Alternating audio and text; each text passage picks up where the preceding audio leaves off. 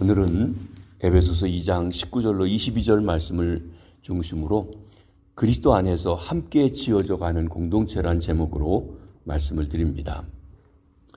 우리 주님 예수 그리스도는 십자가와 부활 사역을 통해서 하나님의 구원 사역을 수행할 새로운 공동체를 세우셨습니다.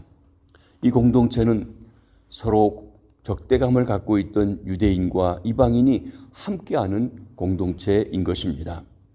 남녀노소, 빈부격차, 그리고 모든 인종이 예수 그리스도를 통하여서 함께하는 공동체입니다. 이 공동체가 바로 교회인 것입니다. 사도 바울은 본문에서 하나님의 구원 사역을 위해서 세우신 새로운 공동체인 교회를 세 가지로 설명해 주고 있습니다. 먼저 교회는 하나님 나라의 시민이라고 말씀하십니다. 그러므로 이제부터 너희는 외인도 아니요 나그네도 아니요. 성도는 이방인 성도라 할지라도 더 이상 외인이 아니다, 나그네도 아니다 그랬습니다. 여기 19절에 그러므로라고 하는 말로 시작하는데 이것은 앞에 설명한 일에 대한 결과로라고 합니다. 그럼 앞에서 뭘 설명했었습니까? 우리가 그동안 본 것인데 이는 그리스도께서 중간에 막힌 담을 허신 것입니다. 이는 그리스도께서 계명의 율법을 자기 육체로 폐하신 것입니다. 나아가서 그리스도께서 원수된 것을 십자가로 멸하셨습니다. 그 결과로 예수 안에서 이방인들이 변화된 지위를 얻어서 새로운 특권을 누리게 되었습니다. 하나님께서 그리스도 안에서 새로운 공동체를 세우신 것입니다. 이 공동체는 유대인과 이방인, 누구든지 그리스도를 통하여서 그리스도를 영접한 사람들의 공동체인 것입니다. 사도 바울은 이 공동체 안에서 에베소 교회 그동안 이방인 성도들이 더는 외인도 아니고 나그네도 아니라고 그랬습니다. 우리가 12절에 보면 이방인들은 나라가 없습니다. 남의 나라에 와서 지금 떠돌고 있습니다. 시민권을 갖지 못한 외인들입니다. 즉 하나님의 백성인 이스라엘 나라 밖에 있었던 사람들이라고 하는 것입니다. 우리가 미국의 정식 그 거주권을 가지고 왔으면 그렇지 않지만 그렇지 않다고 하면 와서 외인 노릇을 했었죠. 제가 미국 시민권을 가지고 한국에 한 14, 15년 사는데 외인이에요. 말도 통하고 다 하는데도 불구하고 여러 가지 대우를 받는데 외국인으로서 대우를 받는다는 것입니다. 그런 것입니다. 나그네는 지나가는 사람이죠. 또 여행 온 사람이죠. 이 사람이 어떤 권리를 주장할 수 있겠습니까? 그런데 이제 예수 그리스도의 화해 사역으로 말미암아서 하나님 나라의 시민권을 받게 되었다는 것입니다. 시민권. 가지고 있는 사람은 그 중요성을 모를지 모르지만 없는 사람한테는 이것만큼 중요한 게 없는 것 같아요. 제가 미국에서 이민 목회하면서 보니까 이러한 저러한 사정으로 미국에 와서 여행으로 와서 눌러 앉았든지 또는 어떻게 들어와서 거주권이 없는 사람들이 그 시민권 내지는 영주권을 얻기 위해서 얼마나 애를 쓰고 그것 때문에 고생하고 하는지 모릅니다. 시민권이 없으면 미국에 살아도 미국 정부의 도움이나 혜택을 전혀 받을 수가 없다고 하는 것입니다. 신분 문제, 아주 중요한 문제이죠. 그런데 우리는 예수 그리스도를 믿음으로 하나님 나라의 시민권을 얻고 누리고 있다는 것입니다. 이 땅에 살지만 하나님 나라의 시민권을 가지고 산다고 그랬어요. 빌립보서 3장에 그런 말씀이 있었습니다. 그러나 우리 시민권은 하늘에 있는지라 거기로부터 구원하는 자 곧 예수 그리스도를 기다리노라 그랬습니다. 그러면 하늘나라 시민권은 어떻게 얻는 것일까요? 하나님 나라의 시민권은 예수 그리스도를 믿어 영접함으로 얻습니다. 곧 물과 성령으로 거듭나서 얻게 된다는 것입니다.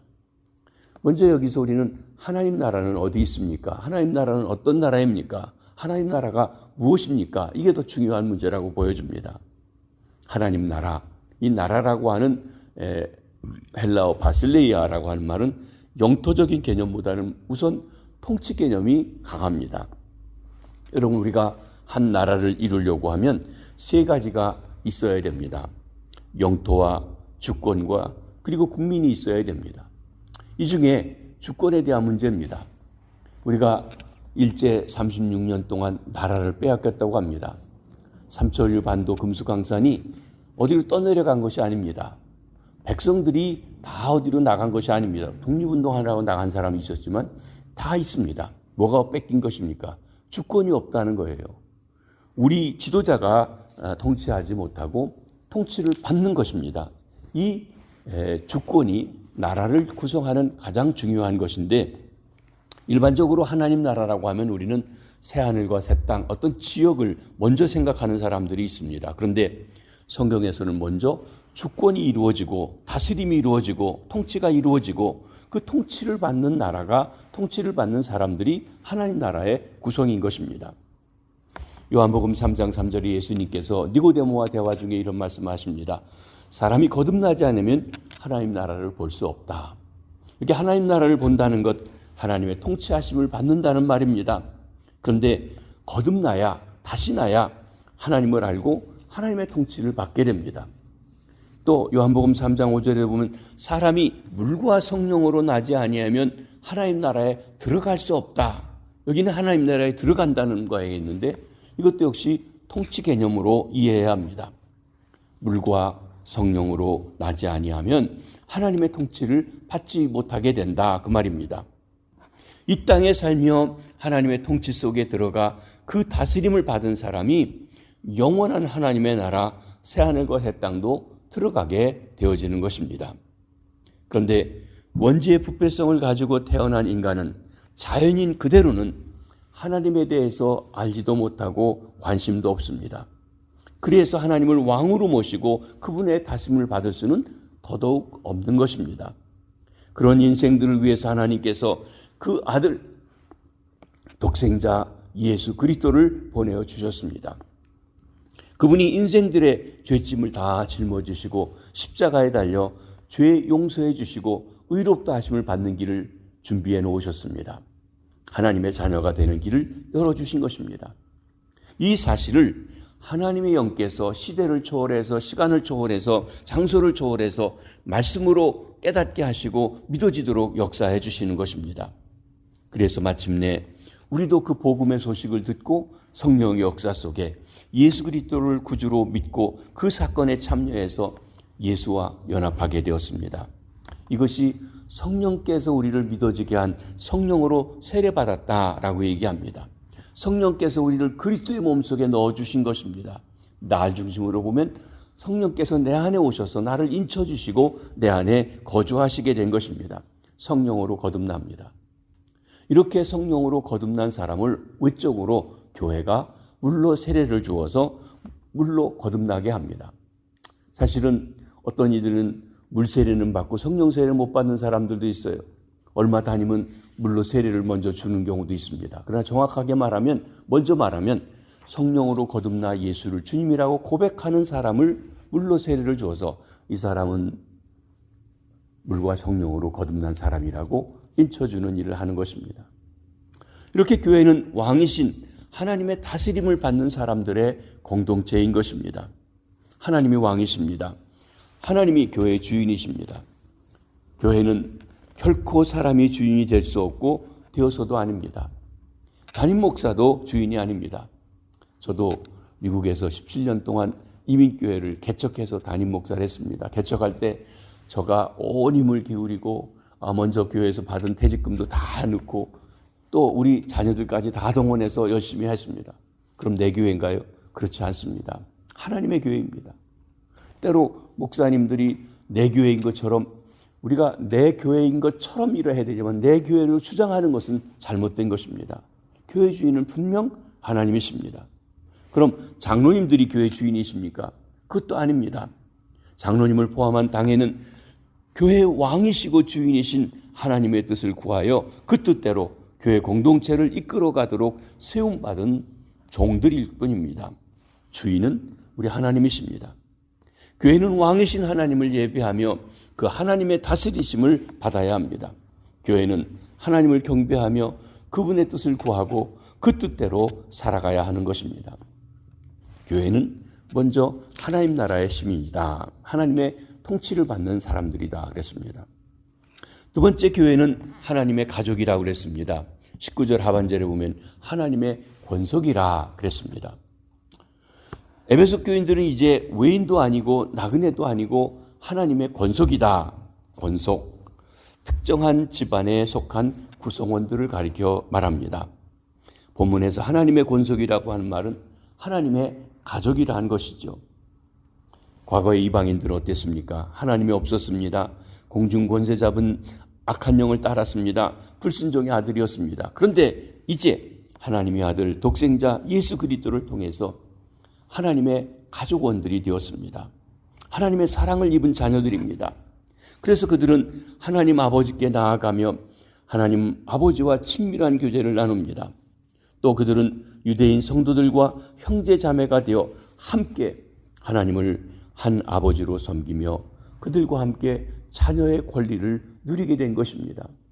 여러분, 입양한 자녀도 똑같은 권리를 누리고 살아가는 것과 같은 것입니다.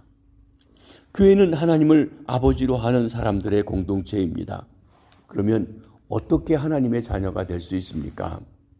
영접하는 자, 곧 그 이름을 믿는 자에게는 하나님의 자녀가 되는 권세를 주셨다고 그랬습니다. 그렇습니다. 생명의 본체이신 예수 그리스도, 이 땅에 오신 예수 그리스도, 우리에게 생명을 주시기 위해서 십자가 지시고 부활하신 그 예수 그리스도, 그분을 모시는 자, 주인으로 모시는 자, 하나님의 자녀가 되어지는 것입니다. 요한일서 5장 11절로 12절에는 이런 말씀이 있습니다.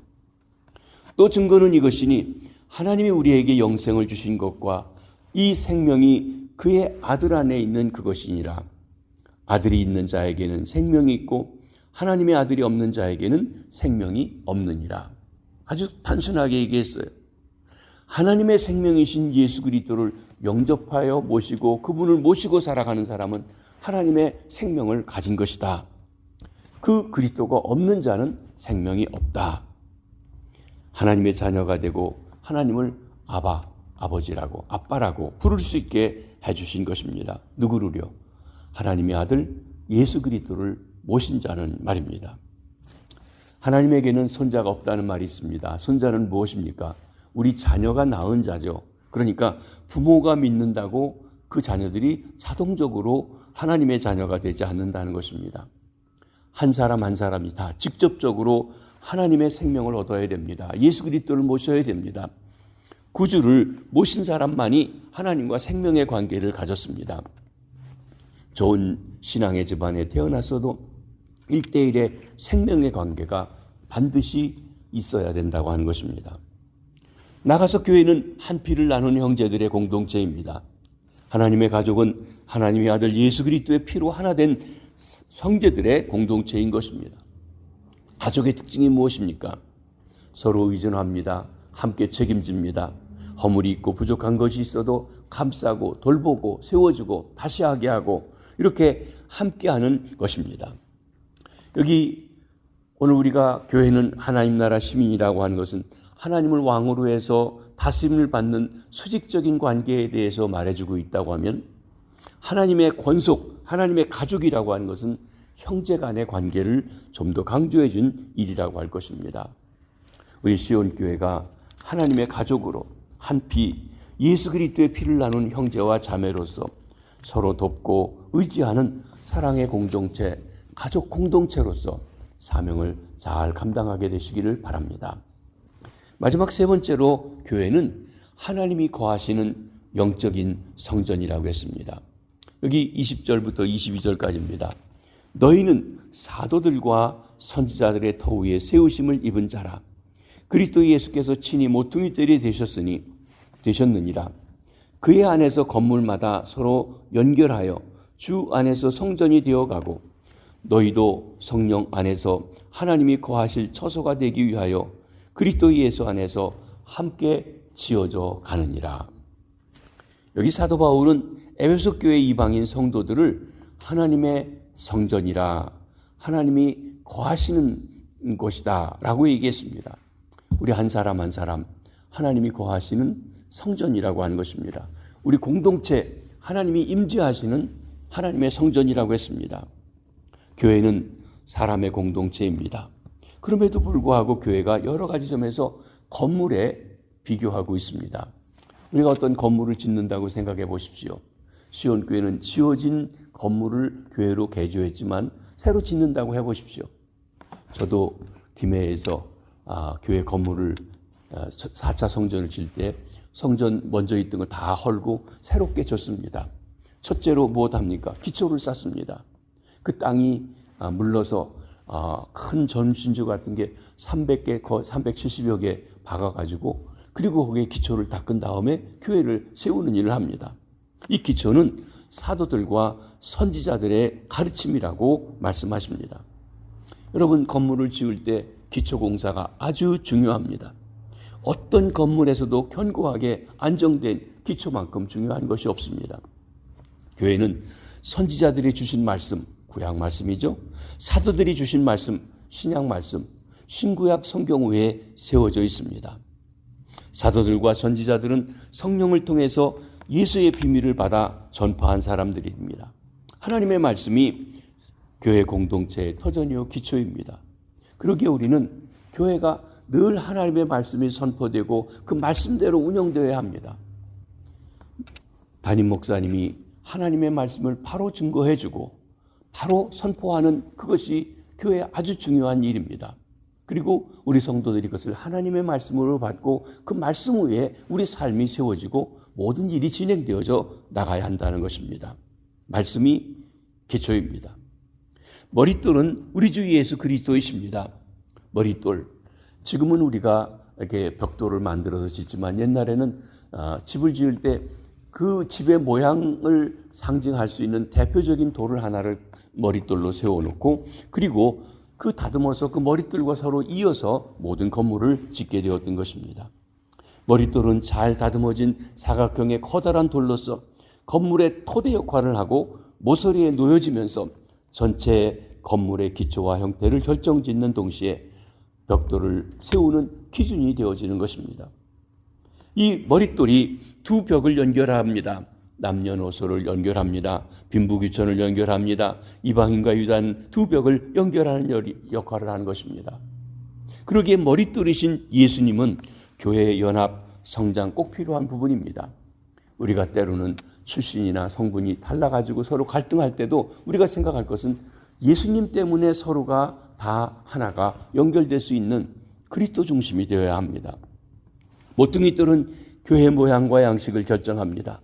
교회가 얼마나 모퉁이돌이신 예수 그리스도를 높이느냐가 교회의 모습과 형태를 드러냅니다. 또 얼마나 모퉁이돌이신 예수를 닮았느냐가 교회의 건강도를 말해준다고 하는 것입니다. 나아가서 성도들은 신령한 집으로 지어가는 산돌들이라 그랬습니다. 교회를 성전에 비유할 때 그리스도인 한 사람 한 사람들이 성전을 구성하는 돌이라고 그랬습니다. 베드로 전서 2장 4절로 5절까지 해보면 우리를 산돌, 예수님도 산돌, 우리도 돌이라고 비유하며 이렇게 말하죠.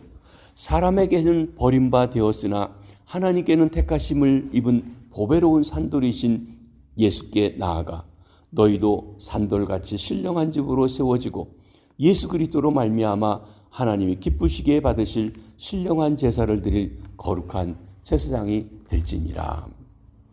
여러분, 예수님이 버림받은 돌이다.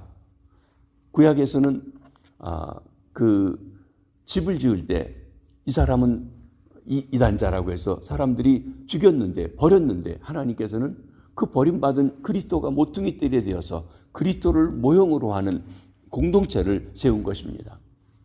돌들이 모여 건물을 이루듯 그리스도인들 산돌들이 모여서 우리가 하나님의 교회를 이루게 됩니다. 예수께서 믿는 자들을 연합시키시고 결속시켜서 교회를 세우시는 것입니다. 이 돌들이 산돌이신 예수 그리스도 안에서 구원받아 생명을 얻은 사람들이라고 했습니다. 그리고 이 모든 돌들은 모퉁이돌이신 예수 그리스도와의 관계 속에서만 그 위치를 찾을 수가 있는 것이죠. 새 성전의 목적은 성령 안에서 하나님의 거하실 처소가 되는 것입니다. 성전, 하나님이 임재하시는 곳입니다. 성전을 지은 것, 하나님이 그곳에 역사하시도록 하는 것입니다.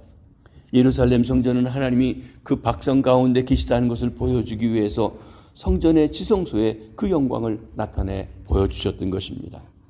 새로운 영적인 성전인 교회 공동체도 예수 그리스도 때문에 성령 안에서 하나님이 거하시는 성전이 되는 것입니다.